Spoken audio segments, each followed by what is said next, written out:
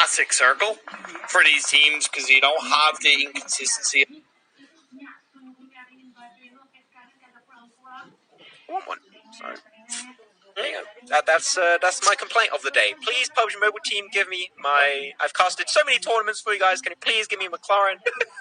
I would appreciate it. I'll wait for it in the mail. Thank you. I'm with you on that. DRS on the eastern side of the map, outside of Ban. They have a 3-1 split right now, which I think is quite valuable because that one player is a bit closer to the center of the circle, so just having a bit more of an anchor point. They do have RNG Sports a little bit down to south of them. You have Star Wars Freestyle as well, a little bit down south of Orange. So as we get into phase 2, obviously these teams will naturally be a little bit closer together. The biggest reason why it's such a passive start to the game, only 6 players eliminated, we still have 16 teams, is just because of how clear that phase 1 circle is on that mainland. These teams are able to get into a pretty solid position as a full squad and wait for the next phases to pop up.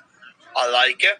It's a little bit unusual for Sanhok, but when that happens, I think it allows these teams to flex their skill a little bit more heavily. Talking about flexing his skills, Liquid's going to be flexing his shots. Give himself a nice little knockerino onto Skynin. Everyone's going to try and join up. That's right. It's going to be pretty easy to get for Puff. The Puff, by the way, one of the top players of last game. He was head-to-head, I believe it was with, I think it was Zux. He was getting put in a head-to-head. Really good stats from that last game. He had over 1,000 damage. I think it was 1,027 compared to the 1,022 the Zuxi had. So just flexing his muscles a little bit in that kind of a head-to-head scenario. But there you go, circle. I like this. This is good. You don't have too much water in play. A little bit of the bridge line towards Lakawi is going to be water in play. But other than that, you know exactly where it's going to finish. Now teams don't have to be in that situation around the trifecta. It's like, oh, where is it going to go? We have no idea. Now you have an idea. And already you can see TJB Esports already on the move, moving away from Paradise Resort to the northern side, going straight into the central position. I like that kind of play. While you have DRS, they're going to be onto the eastern side. I love their position, but we talked about Imperium many times. The eastern side is not popular on Sanhok. So if you rotate late, you know that if you want to facilitate your entry point and go through the path of least resistance, Eastern Coastline is a very easy one. So I'm hoping to see teams actually find that opportunity and just pull the threads when needed to actually pull that rotation through. Obviously, that phase 2 shift was a little bit more on the east, and a lot of teams. I think I got to take that Imperium. No, it's cool. It's just my dad. I'll phone him back later. Because it was a little bit more in the east end than teams expected, it is creating a little bit more traffic down on the south side. With Quarrying play around that, it makes it a bit more difficult for the likes of XP, Blood Legion, Stalwart, Freestyle, and BTR to navigate around into a bit more of a central circle position of phase 2. So far, they haven't come into too much contact with each other. We'll have to wait and see what happens. There you go, XP and Stalwart interacting.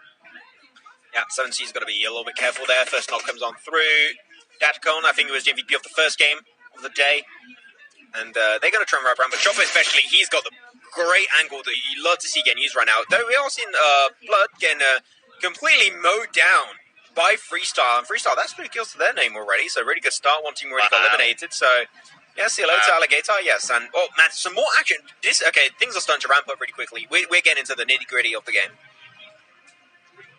Yeah, just a shift, causing a little bit more action to come on through. Yeah. Phase, Demigods, PN Crew, are all very close to each other on that southwestern side of the circle. You have Eagle Esports and 7Cs kicking on board. Eagle Esports, they're so good at being able to control their area, whether it's outside or inside the circle. Fear is going to at least come on board, get a knock on the chopper to make it possibly a little bit easier for 7Cs to disengage away from this one. This is the thing with Eagle. Currently, they're spread. If you lose one player, it takes a lot of time and resources to go for the rest. Chopper currently, he is not going to join that fight anytime soon. If you want to get him back on his 2 feet, you need to clear out the rest of 7C. Though, they're going to slowly get engulfed into the blue zone. Fear is going to be normally a casualty. Datcon, because this phase 2 blue zone is very small amount of tick damage, you could get him back on his 2 feet. So that's fine, but once again, it takes a lot of time, allowing potentially the rest of 7C to extract themselves away from this situation through Pineham, which is what True Love is currently pulling off. And yeah, Fear's going to be spotted out. Datcon will be the one to put the nail in the coffin for him. And that's going to be 7C down to 1. True Love, he's going to try and play a game of Snake on the Sanok performance. And as much as you're right about kind of playing spread and a player getting knocked, because they were playing spread, they had the information and the sightlines to 100%, still control it and turn it around in their favour. Plus, if they had an idea that it was 7C Esports, if they had an idea, I'm pretty confident about it, that they knew that they had already whittled 7C Esports down to a trio earlier on. So they were able to build upon that. They knew they had the overall either body advantage or at least the same amount of players to control that spread quite effectively. And turning around to not only get the revive on the chopper, but take down another player of Eagle to leave it with just a solo is so confidently played by Eagle Esports. I don't know why True Love is staying. I do not understand it at all. Well, it's blue, and he's hoping that Eagle Esports might I would keep running up north to moving into the circle. And I agree, but also it's that fear factor a little bit, right? It's that kind of afraid to go anywhere because he's the last player. I can respect that. I guess I would have some points to make there, but interesting enough. Liquid going to try and get thrown away. Nice shot coming on the M4 from Malik. And Freestyle are taking names right now, and I'm liking how they're playing this. Pretty aggressive, which is not something Freestyle like to do too much. I like to be a little bit more rotation focused. That's a kill confirmed. Liquid, I believe, still just knocked away. Maybe they got the kill confirmed, I don't remember. But yeah, Bigatron 2-2 split.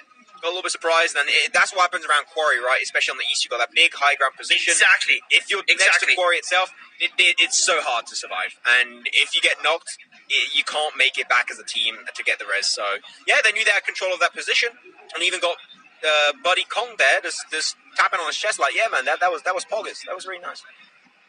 And that's really a product of two factors. One, BTR just making the decision to try and wrap around from the west down to the east of Quarry, right? They made that decision at the end of the day. They could have pushed a little bit more heavily up north, which I understand why they didn't, because it probably could have pinched them a little bit more heavily, but they opted to go down that position. And because Stalwart were able to take down Blood Legion in such a confident way, they were really comfortable with holding down this position more heavily. They felt like they didn't need to move, and because of that, they were there for a little bit longer. The rotation from BTR got themselves caught out, and now they're down to 2. With the circle on phase 3 shifting down south, Stalwart are feeling even better about their position in this phase. I would like to see them push one player up a bit more north to get information on the likes of Orange and RNG and DRS, but for the time being, they're feeling good. Yeah, feeling pretty good about themselves, though. One team that I don't think is feeling too good, especially because of the position they are, and you can see on your screen, is going to be FaZe. On the ridgeline, there's a few players of RSG that have the information of FaZe currently playing in these waters, so one little overstep, and that's going to cause a lot of troubles for yourself, so hopefully FaZe are aware that there's going to be the likes of Small Boy and the rest of RSG that normally will try and join up on this position. So FaZe's got to be careful. It's a very sticky position, I would say, Imperium. That's the thing, right? It's when you're in a position like this, if you want to make it uphill, you want to move away, it's going to require a lot of utility, and utility, especially on Sanok, is very important. You want to hold on to it. Maybe not as important like the likes of Miramar, but this is still a map where if you have those smokes, that could be the game-changing factor that allows you to or survive a little bit longer or use your life pretty quickly and prematurely. So just want to say, FaZe, not looking too comfortable right now, but there's a lot of ways to get away from that one, so it's not already dead in the water. No, not indeed. DKG, they hold on to the compound that's in the dead center of this phase 3 to either side of the road as well, which is very valuable based on how this circle is going to shift. You can see it right on our screens. Up north of them, TJB, a little bit of a similar situation. It does center up quite nicely. The edge of Quarry is in play. RNG Sports will be able to play with that. But for the time being, DKG, they have the mass control, and I would recommend that they send 3 players to the left-hand side of that compound.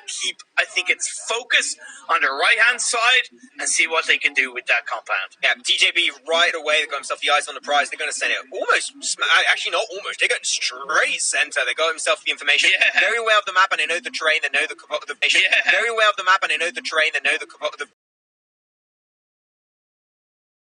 very aware of the map, and they know the terrain, they know the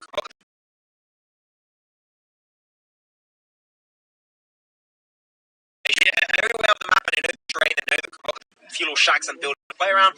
They went straight for that position. Love to see that coming on through. Massive high ground. Manhan a little bit onto the further side over to the north. So it will be a little bit hard for him to try and join up on the team, but at least they got most of their forces in the center. That's big because you want to start controlling now. That is what TJP does. They see an opportunity, they take it, and then it's really hard. They will not let go of that spot. So if you want to take it, you're going to need a full-on four-man breach to take it away from TJP. Now Freestyle pushes in, goes around the corner. Tyrant gets knocked down. Newsy's going to take advantage of that one. No confirmation on board just yet.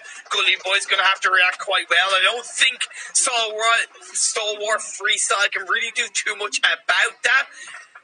You got to realize that they're coming up against a team right now that are feeling very comfortable inside this circle. Yeah, I said I wanted to see a little bit more of Infinity, so I'm hoping to see them potentially come out on top of this fight. No utility, going to be exchanged. Nice nade, actually. Gully Boy's not going to be knocked out, but hopefully he's going to be forcing out a first aid. Easy. Oh, that was good, and he gets it. That's a bang and a half. Gully Boy going to be sent straight into the cemetery as the kill needs to get confirmed very soon, and now the rest of Freestyle is going to try and get it. Another great nade from up above. That's going to be from Respect.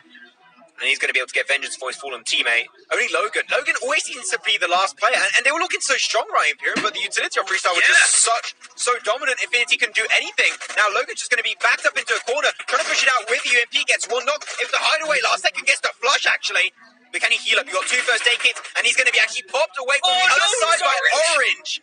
And that's going to be Infinity out of the game. But still, Logan, that was a good fight. But yeah, the utility of Freestyle was just absolutely on point. It's like Infinity are in a great position. They start an engagement, but they don't realize or they don't know how to turn an engagement into an executed fight, an executed win. It's like they stay in the same position. You got to realize when you engage, you got to be able to join in the right manner that gives you that body advantage, that gives you the overall team fight advantage. You can't start off strong and expect that just to continue forward without any real movement. Babel being crew, they're going to have to try and move away. Full push of Lit, and they're going to be ending things out for B and crew. Eliminated in 13th, so Lit already starting their kills for 7. Wait. Only 4 teams died, and they got themselves 7 kills. They eliminated like half of the teams, basically, that got taken out of this game almost, purely based on stats. Okay, Lit seem like they are looking for a strong game this time around. Going to get the res 2 onto Wanuo, 99, so he's going to get back on his 2 feet. They're going to be up as a 4-man. This is going to be a really hard shift up on the northern side because teams I've got, such as TJB, actually got himself a central position, so that push is going to be really hard to pull off for them.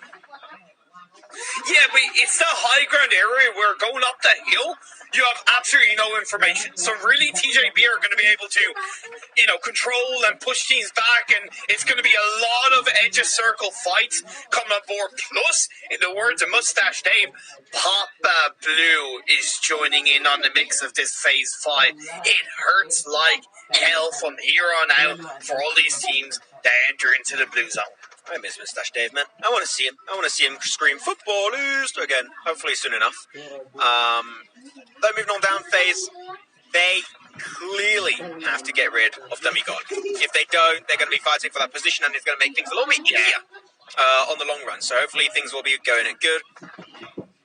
So I like how Bigatron has been trying to absolutely he's going to try and make sure not make it. Love this. It's a great ball from He's going to try and make sure not make it. Love this. It's a great ball from